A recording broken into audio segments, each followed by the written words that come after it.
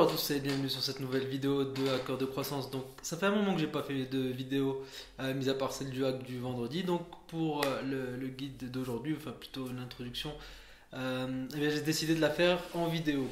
Là aujourd'hui donc j'aimerais vous parler un petit peu de display advertising, donc tout ce qui est display, RTB pour real time bidding. Donc le display, en fait, qu'est-ce que c'est, qu'est-ce que ça représente quand on parle de display? Eh bien, c'est dès qu'il y a une impression de bannière. Globalement, on peut le résumer comme ça. Donc, dès que vous êtes sur un site et qu'il y a une bannière qui s'affiche, donc c'est du display advertising. Alors, dans un monde simple, ça ressemblerait en gros à ça. Mais comme le monde n'est pas simple, eh bien, ça ressemble vraiment en réalité à ça. Donc voilà, il y a énormément de composantes et plus la technologie progresse et plus il y a d'étapes que parcourt pour chaque impression, il y a plus de sociétés, de networks qui sont impliqués dans tout ce processus-là. Donc comment ça marche? Donc tout part en fait il y a deux choses. Il y a le média buyer, ça peut être un média buyer ou une marque donc, qui veut faire de la publicité. Et de l'autre côté, eh bien, il y a l'impression et le visiteur donc, qui va regarder, qui va voir cette impression. Alors, là où ça se complique, c'est que eh bien, dans le scale, la taille globale d'Internet, eh bien, il y a plusieurs conditions qui doivent se réunir pour savoir quelle publicité, de quel annonceur, de quelle marque afficher à quel visiteur. Donc c'est pour ça qu'il y a tout cet écosystème au milieu qui décide de tout ça selon plusieurs paramètres de ciblage, d'enchères, etc. Donc là, on va faire simple. On va commencer par le côté visiteur. Donc il y a un visiteur qui arrive sur un site. Tout ce que vous avez vu dans le schéma se fait tellement rapidement, c'est de l'ordre de 50 millisecondes ou 100 millisecondes. Donc le moment où la page est chargée, la bannière est chargée aussi. Donc ça ne se voit pas à l'œil nu, l'humain ne se rend pas compte de tout ce qui se passe derrière. Mais voilà un petit peu ce qui se passe. Au moment de l'affichage de la page, eh bien, le site, donc ce qu'on appelle le publisher, lui, va être relié à un SSP ou à un ad network. Il peut être relié à un ad network qui lui-même est relié à un SSP. Mais pour faire simple, on va dire que le site publisher est relié donc à l'SSP.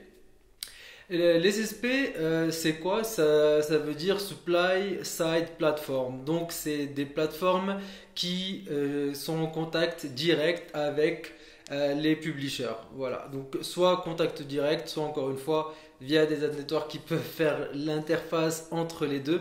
Donc c'est pour ça que le schéma est tellement compliqué, c'est parce qu'à chaque étape on peut mettre d'autres intermédiaires. Donc parmi les SSP les plus connus, eh bien, on a Pubmatic et Rubicon, donc qui sont des SSP qui travaillent donc avec pas mal de publishers et d'ad networks. Ces SSP sont eux-mêmes reliés à des ad exchange.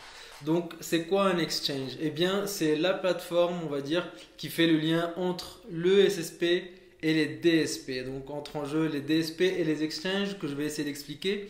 Donc, DSP, c'est un acronyme pour Demand Side Platform. Donc, c'est, comment dire, le frère, pas jumeau, plutôt l'opposé des SSP.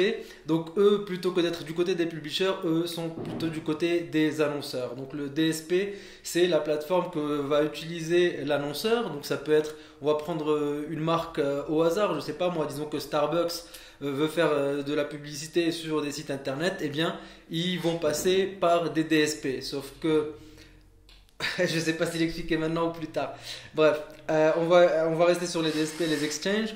Donc Starbucks va se mettre sur les DSP qui vont lui permettre de voir eh bien, tout l'inventaire disponible et d'enchérir sur toutes les impressions disponibles sur les SSP. Et donc pour faire le lien entre le SSP et le DSP, eh bien, au milieu il y a les ad exchange.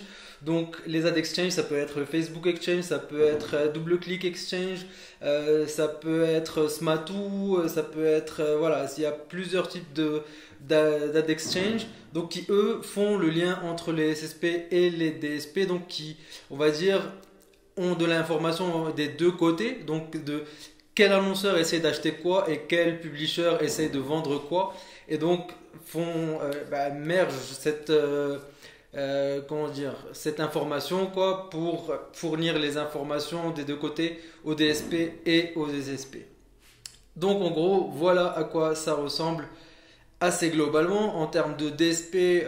Pour donner quelques exemples que vous pouvez connaître, il y a SiteScout, il y a Avazu, GoToMobi. Donc voilà, on a Publisher, SSP, Exchange, DSP, annonceur ou marque. Donc, sauf que, eh bien, ce qui se passe, c'est que souvent, Starbucks ou Nike ou des grosses marques comme ça n'ont pas les médias buyers, donc les personnes techniquement capables de maîtriser les DSP, donc d'aller sur ces plateformes et de faire les achats médias pour eux. Eh bien, ils passent soit par des trading desks, soit par des agences.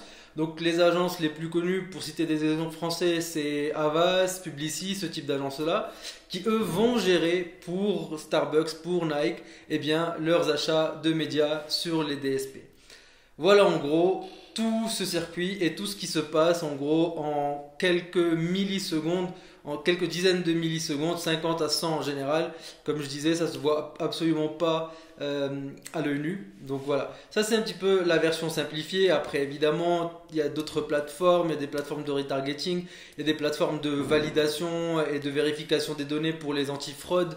Il y a énormément de choses comme on l'a vu sur ce schéma. Mais voilà, ça c'est la version méga compliquée et assez exhaustive.